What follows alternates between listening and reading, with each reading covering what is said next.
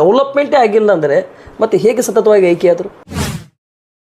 ಅಥವಾ EV machine hack ಆಗಿದೆ ಅಂತೇಳಿ ಏನು ಭಾರತೀಯ ಜನತಾ ಪಕ್ಷ ಕಾಂಗ್ರೆಸ್ ಹಾಕಿದ್ರಲ್ಲ ಆ ರೀತಿ ಇಲ್ಲಿ ಹ್ಯಾಕಿಂಗ್ ಏನೋ ಕೇಳಿದ್ರೆ ಒಳ್ಳೆ ಆನ್ಸರೇ ಮಾಡ್ತೀನಿ ಅದಕ್ಕೆ.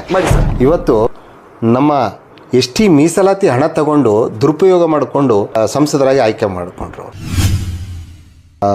ಅದು ಕರೆಂಟ್ ಫ್ರೀ ಅಂತ ಹೇಳಿದ್ರು, ಬಸ್ ಫ್ರೀ, ಗೃಹಲಕ್ಷ್ಮಿ ಅಂತೇಳಿ ಆ ರೀತಿ 2 ತಿಂಗಳು ಒಂದೇ ಸಲ ಹಾಕಿ ಅಮೌಂಟು ಆ ಸ್ಕೀಮಿಂದ ಗೆದ್ದಿದ್ದಾರಾಗಲಿ, ನಿಯತ್ತಾಗಿ ಜನಗಳ ಪ್ರೀತಿ ವಿಶ್ವಾಸದಿಂದ ಗೆದ್ದಿಲ್ಲ ಅವರು. 18ರಲ್ಲಿ ಆಯ್ಕೆ ಆದರು, 24ರಲ್ಲಿ ಮತ್ತೆ ಹೇಗೆ ಆಯ್ಕೆ ಆದರು?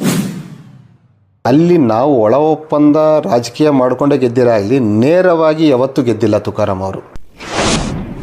ನಾವು ಕಿಚ್ಚಾಡ್ಕೊಂಡೆ ಅವ್ರಿಗೆ ಅವಕಾಶ ಬಂದಿದ್ದಾಗಲಿ, ನೇರವಾಗಿ BJP ಕಾಂಗ್ರೆಸ್ ನೇರವಾಗಿ ಯಾವತ್ತನ್ನು ನಿಂತಿದ್ರೆ ಅದಕ್ಕೆ ನನಗೆ ಹೇಳ್ರಿ, ನಾನು ಉತ್ತರ ಕೊಡ್ತೀನಿ.